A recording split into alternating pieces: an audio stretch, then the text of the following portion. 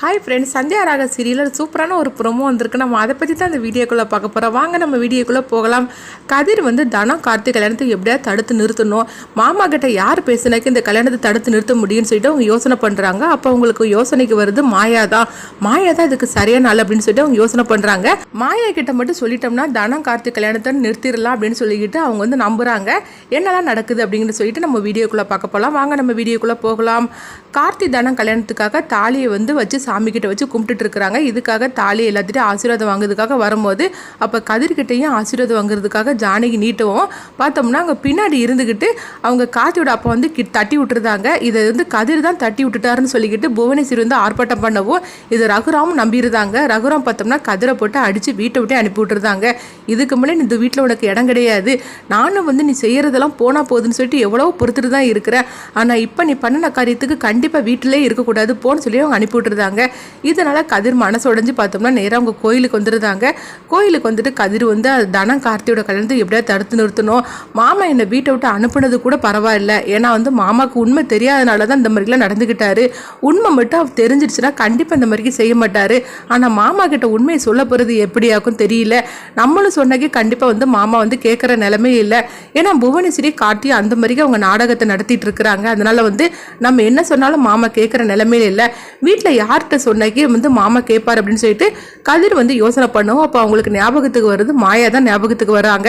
ஆமாம், இதுக்கு சரியான நாள் மாயா தான், மாயா கிட்ட சொன்னோம்னா கண்டிப்பாக அவள் பக்குவமாக மாமா கிட்ட சொல்லிடும் அப்படின்னு சொல்லிட்டு கதிர் மாயாவுக்கு ஃபோன் பண்ணவும் மாயா பார்க்குறாங்க. எதுக்காக கதிர் ஃபோன் பண்ணுறான்னு சொல்லிட்டு ஃபோனை அட்டன் பண்ணுறாங்க. சொல்லு கதிர் அப்படின்னு சொல்லும் போது நான் கோயிலில் தான் இருக்கிறேன், உன்கிட்ட ஒரு அவசரமான விஷயத்தை பற்றி பேசணும், நீ உடனே வா, வீட்டில் யாருக்கும் தெரிய வேண்டாம் அப்படிங்கவும் மாயாவும் என்னன்னு தெரியல சொல்லிட்டு அவங்களும் கதிரை பார்க்குறதுக்காக கோயிலுக்கு வந்துருந்தாங்க. என்ன கதிர், எதுக்காக நீ தேவையில்லாமல் இந்த மாதிரிலாம் பிரச்சனை பண்ணிகிட்டு இருக்கிற, மாமாவுக்கு தான் உண்மை தெரியுதுல்ல, அவர் தான் கார்த்தி ரொம்பவே நல்லவர்னு சொல்லி நம்புகிறாரு, அது மட்டும் இல்லை கார்த்தியும் அப்படி தானே இருக்கிறாரு, அப்புறம் நீ எதுக்காக தனம் கார்த்தியோட கல்யாணத்தை நிறுத்துறதுக்காக இந்த மாதிரிலாம் முயற்சி பண்ணிட்டு இருக்கிற, நீ பண்ணுறது தப்பு தானே அப்படிங்கும்போது இப்போ கதிர் சொல்கிறாங்க மாயா நான் சொல்ல வரப்போது கொஞ்சம் கேள் மாயா அப்படிங்கிறாங்க. என்ன சொல்ல வரப்போற அப்படிங்கும்போது உண்மையிலே நான் சொல்கிறேன், கார்த்தி நல்லவன் கிடையாது, கார்த்தி மட்டும் கிடையாது, அவங்க குடும்பமே நல்ல குடும்பம் கிடையாது, சொல்ல பண்ணாக்கி அத்தை மாமாவையும் பழி வாங்குறதுக்காக தான் புவனேஸ்வரி இந்த மாதிரிலாம் பண்ணிட்டு இருக்கிறா அப்படிங்கிறாங்க. நீ என்ன சொல்கிற கதிர் அப்படிங்கும்போது ஆமாம், அதுக்காக தான் நான் வித்யாவை நான் வரவழைச்சேன், சொல்லப்போனால் வித்யா கார்த்தியால் ஏமாற்றப்பட்டவா, அவளும் உண்மை சொல்கிறதுக்காக தான் வந்தா அப்படிங்கும்போது அப்போ வித்யாவை கார்த்தி தான் தடுத்தானா அப்படின்னு சொல்லி கேட்கும்போது இல்லை கார்த்தி ஒன்றும் தடுக்கலை, அவனை மிரட்டினது தனம் தான் அப்படிங்கிறாங்க. என்ன கதிர் சொல்கிற, தனம் எதுக்காக போய் வித்யாவை போய் மிரட்ட போகிற அப்படிங்கும்போது தனம் கார்த்தி மேலே வச்சிருக்கிற லவ் தான் அப்படிங்கிறாங்க. நீ என்ன சொல்ல வர அப்படிங்கும்போது ஆமாம், தனம் கார்த்தி அந்த அளவுக்கு லவ் பண்ணுறா, லவ் மட்டும் பண்ணலை அந்த அளவுக்கு அவன் நம்புறா, அதனால தான் அவன் இந்த மாதிரிலாம் பண்ணிட்டா, ஆனால் அவட்ட புரிய முடியுமா எனக்கு எடுத்து சொல்ல முடியல, நான் சொன்னாலும் அவள் கேட்குற நிலைமையில் இல்லை, அதனால இந்த எல்லா விஷயத்தையும் பற்றி நீ தான் மாமா கிட்ட பேசணும், எப்படியாவது தனம் கார்த்தியோட கல்யாணத்தை நிற்பாட்டணும் அப்படிங்கிறாங்க.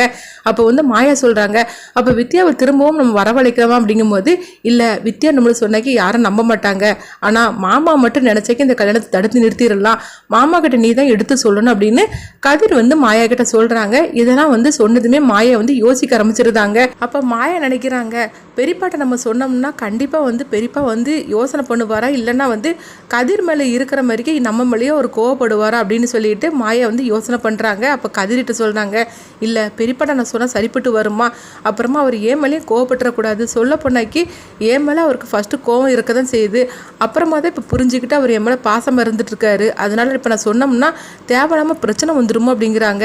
அப்போ கதிர் சொல்கிறாங்க இல்லைம்மாய்யா, தனத்தை நம்ம கார்த்திகிட்ட இருந்து காப்பாற்றணும், தனத்தை மட்டும் கிடையாது சொல்ல போனாக்கி அத்தையும் நம்ம காப்பாற்றணும், அத்தையோட வாழ்க்கையும் தனத்தோட வாழ்க்கையும் காப்பாற்றுறது இப்போ உன் கையில் தான் இருக்குது அப்படிங்கிறாங்க. ஏன்னா அவங்களெல்லாம் பழி வாங்குறதுக்காக தான் புவனேஸ்வரி இந்த மாதிரி திட்டம் போட்டு கார்த்தியை தனத்தை லவ் பண்ணுறதுக்காக அவள் எல்லாமே செய்திருக்கிறா, அது தெரியாமல் தனமும் இந்த மாதிரி நம்பிட்டு இருக்கிறா, தனம் மட்டும் இல்லை நம்ம மாமாவோட குடும்பமே நம்பி இருக்குது, அதனால இது ஒன்றால் மட்டும்தான் முடியும்னு சொல்கிறாங்க. மாயா ரகுராம் கிட்ட உண்மை சொல்கிறதுக்காக வருவாங்க. அப்படியே மாயா ரகுராம் கிட்ட சொன்னாலும் ரகுராம் கேட்பாரா, அடுத்து அந்த கதை என்ன மாதிரி கொண்டுட்டு போகிறாங்கன்னு சொல்லிட்டு நம்மளும் வெயிட் பண்ணி பார்க்கலாம்.